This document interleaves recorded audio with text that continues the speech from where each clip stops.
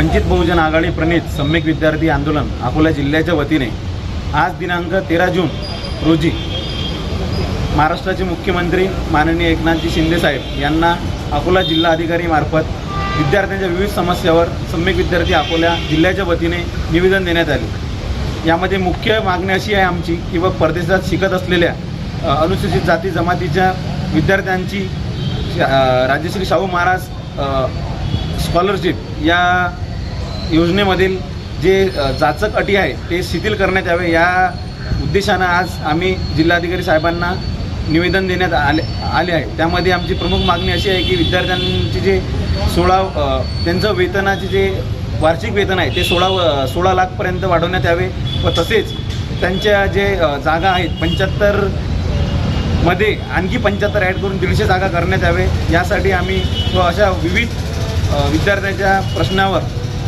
सम्यक विद्यार्थी आंदोलन जिल्ह्याच्या वतीनं आज जिल्हाधिकारी साहेबांना निवेदन देण्यात आले आहे। या ठिकाणी सर्व जिल्ह्यातील पदाधिकारी व कार्यकर्ते सर्व उपस्थित होते। ताज्या बातम्या आणि घडामोडी बघण्यासाठी महाराष्ट्र मेल या चॅनलला लाईक आणि सबस्क्राईब नक्कीच करा।